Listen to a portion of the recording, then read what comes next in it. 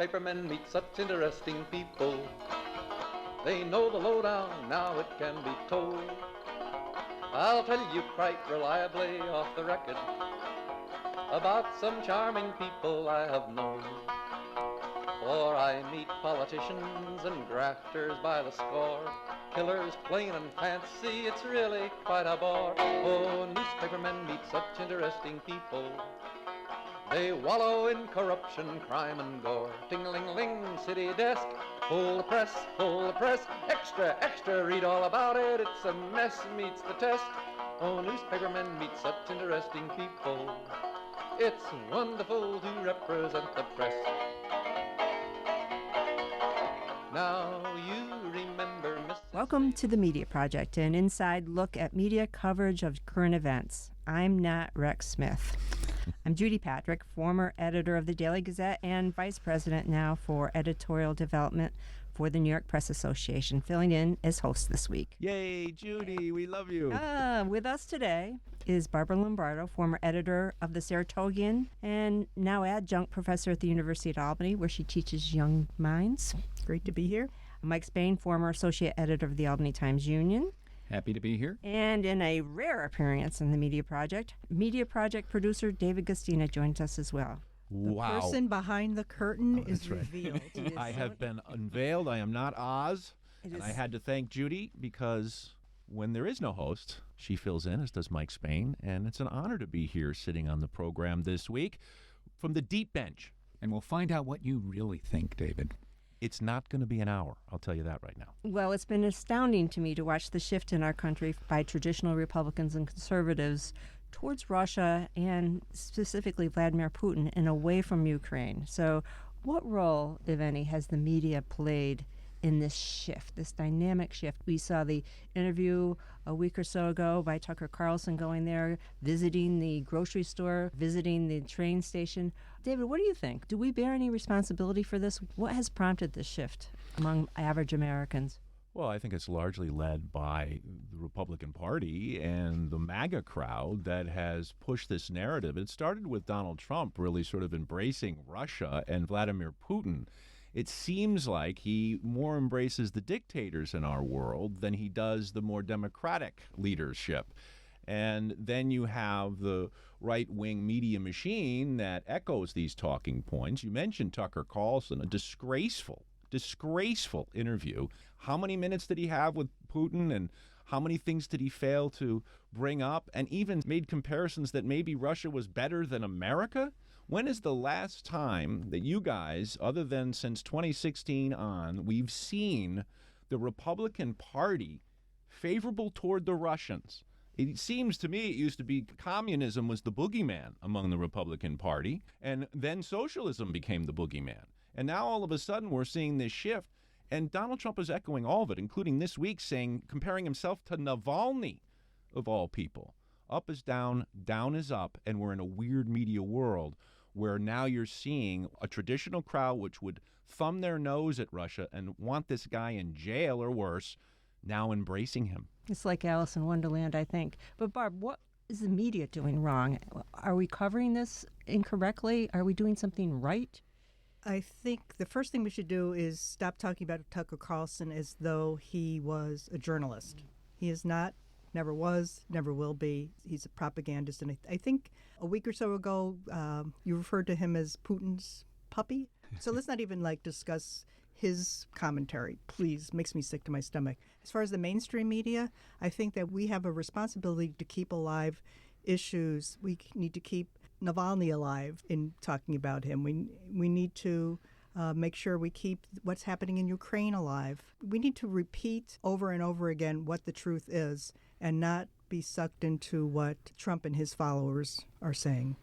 Mike, what can we do better going forward? For example, covering the congressional debate over funding for Ukraine. What are we doing wrong? Are we offering the American people enough information about that? I think there's plenty of information, good information available to anybody who wants to have it. The problem is that there are right-wing media out there, and they repeat these talking points that the rank and file who watches and listens and reads these right-wing media sites and watches these right-wing media stations Fox included, they hear these talking points over and over again, like, we shouldn't be involved in a war on the other side of the world, that Russia has a lot of legitimate points in this conflict. It's a regional conflict, whatever it is.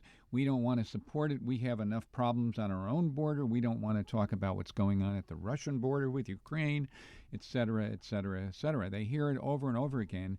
And then the rank and file turn towards their elected people, their Republicans who represent them, and make it very clear to them this is where they stand. So the Republican Congress members want to stay in power, so they fall in line. They know that following Donald Trump's direction in this issue is going to keep the support of the 73%, as one survey said, of Republicans who are questioning our support of Ukraine. When we talk about mainstream media, do we now include Sinclair Media, which is definitely, let's say, lenient toward those who would like to be soft on Russia, to put it mildly, and what they're forcing their stations in various parts of the country to say and do? Even picking the criteria for what makes news to make that point, asking their viewers, what are you afraid of? And then cherry picking those stories to reemphasize, as the article points out that we read,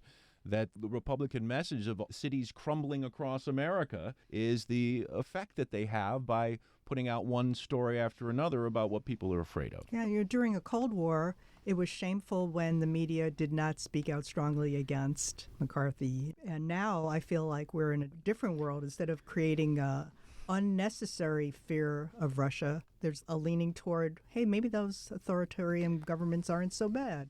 Well, there always, will be a segment of your society that has a different opinion from the majority. But what happened with Joe McCarthy, Senator Joe McCarthy, in the 1950s was he was outed by a legitimate news organization, which at the time was CBS News, and Edward R. Murrow interviewed him and exposed him for the bigoted fraud that he was. And America trusted Murrow because he had a reputation, he had legitimacy, and they turned against McCarthy right away, and it was pretty quick. But what's happened now is there may be somebody like Edward R. Murrow today for a whole segment of society, but there's a whole nother segment of society that doesn't even see the Edward R. Murrows of today, if there are any. Mike, you make such a great point, because what I would add to what we were talking about with the Ukraine situation, he's right. All of the points that we would make about Russia and how dangerous Putin is and what it is right now have been made. All legitimate journalism of verification, media organizations are doing that. The problem is, and this is what you caught me with here when we brought up Murrow before, they had a trusted person they could tune to. But we had a president in 2016 call us fake news. Enemy of the public. And then you had social media disinformation campaigns coming around it. And so I think it muddies the waters. And then you have the golly Martha, like, what is Trump going to say next? And the idea that there is a Trump bump, and both maybe the right wing, the centrist, and the progressive media all report it because they know they're going to get viewers and watchers. It complicates the whole situation. And one of the problems when you have a network of local television news stations like Sinclair with an objective to accelerate people's fears is that local news, as research has shown, is more trusted than national news. Yeah. And so when you have these local television stations broadcasting this fear-mongering, that only accelerates the problem. It's not something that happened a generation ago when you had all these independently owned television stations and local TV independent. Independent. Stations, I went to the World War II Museum in New Orleans last week, and one of the things that was striking to me was the display they had of newspapers of the time, of before we decided that it was a good idea to get into World War II. And it was amazing the amount of propaganda that played a role in our isolationism. In our isolation, and then to follow what happened afterwards. It just shows the incredibly powerful role the media plays. But now it's not just newspapers and it's not just the local radio and TV. It's this spread of bad information on social media. And the other thing, Judy, is in my class this week, students, they don't listen to radio. They don't watch television. Most of them just don't do it that way anymore. Our primary media was radio and TV, and that's how we still appointment listen to the world. They don't. And so those other sources are even less clear. the veracity of those is harder to find when you're just using the internet and social media to gather the news. Well, you're an educator, David, and Barbara, you're an educator of young potential journalists. What is the solution? How do you teach people to differentiate between quality information and biased false information? How can you arm people so that they can be properly skeptical when they hear something, or read something on social media and hear it on the internet, let's say? What tools do people need, and when do we intervene, and who do we give those tools, and how do we get the support to give these tools to people so they can differentiate between false and real? That is the $64 billion question. You're so right, If we could do Barbara. that, Dave and I would probably be running the journalism program or all the journalism programs in the world. I don't know the answer. On a very basic level, there are various organizations and programs that do fact-checking. What's one, for example? The PolitiFact. PolitiFact. Yeah. PolitiFact and Comes Snopes to is good. mind. Snopes is another one as well. And you could experiment using those kinds of things. But I feel so overwhelmed and a bit pessimistic about the ability to tell fact from fiction. First, we have to address what David's talking about, is getting people to listen to the news at all. And then, now how do you weigh it, and how do you weigh the credibility of it? And I think Barbara and Judy and Mike and all the folks who've ever been on this panel, and of course Ian Pickus, who's taught as well, we understand that you got to start with the real basics. And for me, I start with the issue of just paying attention. They get a beat. They have to pick a subject, and they're going to pay attention to it. They have to blog on it every week. I'm going to want you to read 5 sources. I want you to keep up on these sources. I'm going to ask questions each week of what's the top news story, what do you see, and what criteria is involved in it. So you get them to understand that news in a capitalistic model has a certain criteria for what makes news. We can go right to Sinclair after this if you want, and that's how you know what news is. What is news? You define that. Where do you get news from? And then we talk about that, and we all the time educate them on, I'll give you an example. One of my students did a blog on the food industry, problems in the food industry. And one of the articles in her blog was about lab-grown meat that is now coming out. And some of the school districts in the Midwest want to try using it. And this article, and I told her to be careful about this, because this article was about how, well, we don't know what's in that lab-grown meat and what's going to happen to the farmers. And when you get down into it, you realize it's an article on behalf of the senators in that district. In the agricultural districts, that right? want to shoot down lab-grown meat because of what will happen to the agricultural industry. And she wrote about the little blurb introducing the blog was supporting whatever they said. And I said, you have to be careful. You can't just read a headline. You've got to read the whole article. So we went line by line through the article, and when we got to parts where you'd have to fill in what that means, they were able to do it, but I don't think they pay close enough attention. They follow it all the way through. It's laziness. And if you're not lazy and you read things through, you'll find you understand a lot more than you thought you did beforehand. Where it's not always laziness as much as Maybe not even not knowing. being skeptical enough, and not being. You're right, Barbara. Some people are naturally going to be skeptical about everything. Those are great journalists usually, but we need to have people who are not going to take something hook, line, and sinker, because what you're talking about is not fake news, lies, Correct.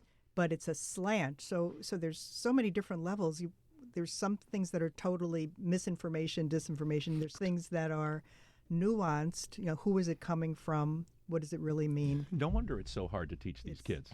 Great journalists will take a story and then their mind will go in like 100 different directions. Who can I ask? Where will the story develop into? And that takes experience, I think, or growing up with a real strong interest in different viewpoints. But that's one of the reasons experienced reporters are so valuable. And it's tough to see them leave the profession, but they do in increasing numbers. Also, when you online and you Google something, like you Google a story, I would say Google, then hit news. Now look at all the stories that come up. Now compare what they say if you really want to have a sense. And we, of course, have already identified what I consider to be legitimate journalistic sources to be looking at, whether it's the New York Times, you name it, right? WAMC.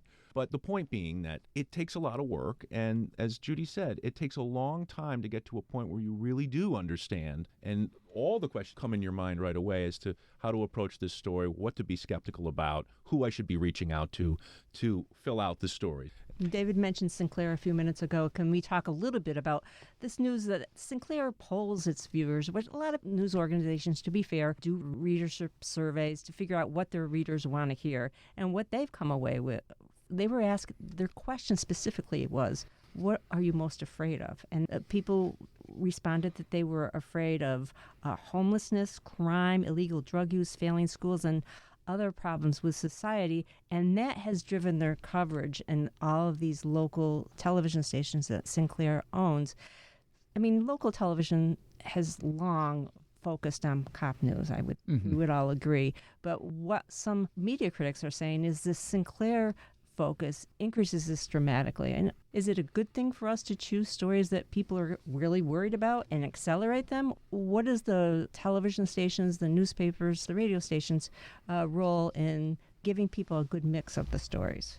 Yeah, it's good to point out, and why we're talking about Sinclair. I mean, they own 185 stations across the country, including one in New York's capital region, That's right. WRGB Channel 6. And they are known, and has been demonstrated many times by reporting, that they send out a very specific message that they want their local anchors and their local news departments to echo. Mike, including copy. Actual even copy that comes actual down from the copy. top to local anchors and The say, you have exact to read words this exactly sometimes. the way we wrote it for you. Right. And David Smith, the guy who runs the company, is a big backer of Donald Trump and of many of the political organizations that support Trump, and he's helped fund them. So they have the ear of an awful lot of people. Yes, it's an older demographic, but they've learned that if you're scared, you're going to want to know more about something. Are you scared of immigrants? Are you scared of crime? Are you scared of what's going on? That someone's taking all your tax money and exploiting it for personal gain. Whatever it is, everything is about being scared. And that's something that politicians latch on to, too. So it feels like we're being overwhelmed. In Baltimore, and what was the name of this series that they The wrote? Wire? Well, no, I'm sorry. Oh, you mean The their Sun. series? Their series, yeah. Their award-winning series, wasn't it? Well, no, I'm talking about the Sinclair. Right, but they Baltimore is dying. They did a But they whole won series awards. of They stories. won awards. They won for that. awards for that series. And then they own a station in Seattle, and they write a series. Seattle is dying. And I think they did there it in needs San to be Francisco, more too. nuance. I'm very concerned about Sinclair, and yet I'm also a little concerned about the bashing of everything that Sinclair is doing, maybe without having read all of their stories. I found it very problematic that their query of readers or listeners or viewers was, what are you most afraid of? Not what issues concern you. There's so many open-ended, neutral ways to ask questions to help them determine what they ought to be writing about. But if someone replies that they're most afraid of homelessness, so then I'm thinking, well, what does that mean? Are they afraid of homeless people? Are they afraid of homeless people making their downtown a place where they don't want to go to anymore? And is their fear justified? What is the homeless situation? Or are they afraid that our economy is such that there's a lot of homeless people and we need to address this as a problem? Or if our schools are in a crisis, it wouldn't be unusual for a mainstream media publication or TV station to call that crisis in education. That might be the name of a project that you work on, and it may not be as negative as we're learning that the material that Sinclair is producing is. Well, I think it's interesting from two perspectives. One, that it's clearly by their first question they're leading. They're agenda setting here by basically asking that question, and they're going to give them what they want. But how different is that from all mainstream commercial media? Because we talk about the criteria for what makes news, and it's not that 180 planes landed safely at Albany Airport today. It's the one that crashed. So by its definition, the criteria for what makes news could explain doom scrolling alone, that you're going to have a lot of negative stories. You're going to point out the anomalies and the golly Marthas, not what actually is happening regularly every day, like it's actually really safe to fly a plane. In my opinion, when you add that criteria alone, forget Sinclair, and now you put it in a 24-hour news cycle, you've got a race to the bottom. Because what you're trying to do is you're trying to get the most eyeballs and the most ears, and the way you do that is to get more sensational, more outrageous, more golly Martha, and that doesn't help anyone. And my opinion is that journalism, it is in the Bill of Rights, should not be for profit. I don't think healthcare should be for profit. I don't think education should be for profit. But if we're going to have a democracy, we need to preserve journalism. And in many of these articles we're looking at, government support is coming back into the fray because we're losing too many of the commercial private journalistic enterprises. Well, we could go there. When it comes to profit or nonprofit models, the bottom line is it's expensive. You need to pay the people who actually do the news. And You can use WAMC as a benchmark if you want. yeah, but how many WAMCs will the community support? And we need more than one to get a diversified set of voices. In our local market, once I read the story about this poll, I went to our local television station, it's WRGB, which is a legendary station, one of the first in the country. In the country. I mean, and I thought that their headlines that day mimicked what the local newspapers had done. So I did not see the alarming stories that the survey was pointing to. But it's an alarming trend, and it's something that people who watch the news, and in fact, far more people watch the local television news than read the local newspaper. I mean, it's a sad fact for us in the newspaper business. But it's a very common way, especially for older people, to get their news, and we need to keep that in mind. And also, Sinclair's very active on social media. The stories that they spread, especially from a national Sinclair level, tend to be, I see, very pro-right-wing approaches to almost all their stories. Yeah, you know, David, you are the one who said we should have a public radio model for media, but in the last year, in 2023, and already into this year, there's lots of layoffs, including at not-for-profit news sites. So is the answer, I mean, Judy, you work with local publications around New York State. Is the answer public support? I mean, like legislation that will pour money into. Well, before you answer, let me just answer back to Mike. I think it's a combination of things, but I think largely you're going to have more journalism of integrity if you keep it in a non-for-profit model. That's really all I'm saying. But you've got all these pushes now to get Facebook and Meta to pay, and you're seeing bills all over the country in legislatures to do just that. If we can have a combination of things that boosts media, both commercial and non-commercial, I think that's another way at it, because they're doing it in other countries already, and they're at least reaping some financial benefit and not having their journalistic work completely stolen. There's always the piper to be paid as well, because even nonprofit organizations have board of directors that potentially could influence how the operation works. For me, from my perspective, the best way to do this would be for the people to consume the news to pay for the news. But I want it to be a model that allows people who are poor to be able to access the news as well. I don't want news to be something that you have to be wealthy in order to consume. So, well, radio's free. Yes, but I mean, well, so is TV, but you pay a price. But the poor can watch it, and the poor can listen, assuming they have a TV, of course. Free, TV is not free based on my last Spectrum bill. But you can still get the over-the-air channels now. You can get all the networks that have the news. Yeah, I've got one of those old-fashioned antennas. I don't have that's how cable I do either. It. But it's true. I mean, you pay for TV and radio with your data, with your accessing the information and your eyeballs and your attention to underwriter support or advertising messages. And not just for news. I remember thinking, what idiot is going to pay for radio? And this idiot has just got the notice that your Serum XM subscriptions are up for renewal. Right. I pay for satellite radio. Never have, never will. Well, but we all have a threshold on what we want. But there are legitimate sources of news that you can get on the internet, you can get over the air that do a good job. You just have to learn how to be skeptical enough to fact check and double check when you hear something that's outrageous to you or unbelievable to you. But it does take some effort on the part of people. Just hearing a headline, getting a glimpse of a headline, a scroll across the bottom of the screen on a show that you're watching, that you have to dig deeper if you're going to really be fair and honest with yourself and not just get swayed by the headline. And yet it's going in the opposite direction.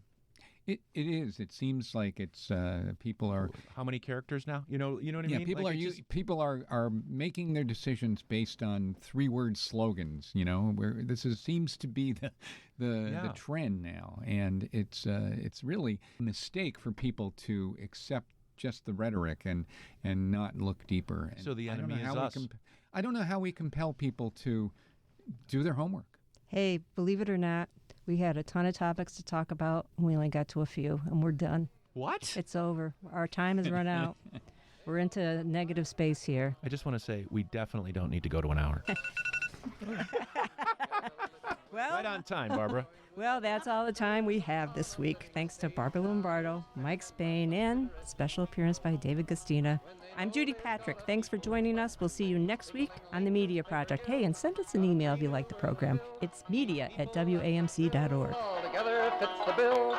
Oh, newspapermen are such interesting people. It's wonderful to represent the guild. Now you remember Mrs. Sadie Smuggery. She wanted money to buy a new fur coat. To get insurance, she employed skullduggery. The Media Project is a national production of WAMC, Northeast Public Radio. This week's projectors include Judy Patrick, former editor of the Daily Gazette and vice president for editorial development for the New York Press Association, Barbara Lombardo, the former editor of the Saratogian and a journalism professor at the University at Albany, former Times Union associate editor Mike Spain, and me, David Gustina, producer of the Media Project, will also sit on the panel this week. Look for program number 1708. You can listen to the Media Project anytime at wamcpodcast.org or anywhere you get your podcast. Thanks for listening. Now newspapermen are such interesting people. They used to work like hell just for romance. But finally, the movies notwithstanding, they all got tired of patches on their pants. They organized a union to get a living wage. They joined with other actors upon a living stage. Now newspapermen are such interesting people.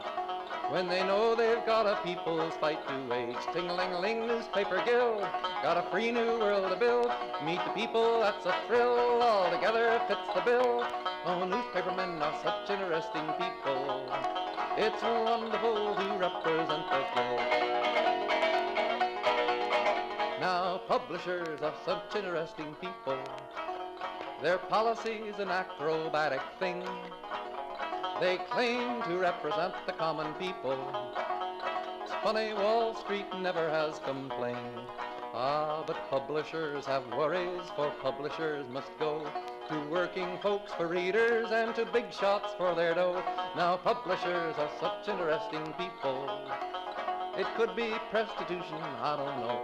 Ting-a-ling-a-ling, circulation, ting-a-ling-a-ling, advertising, get those readers, get that payoff. What a headache, what a mess. Oh, publishers are such interesting people. Let's give 3 cheers for freedom of the press.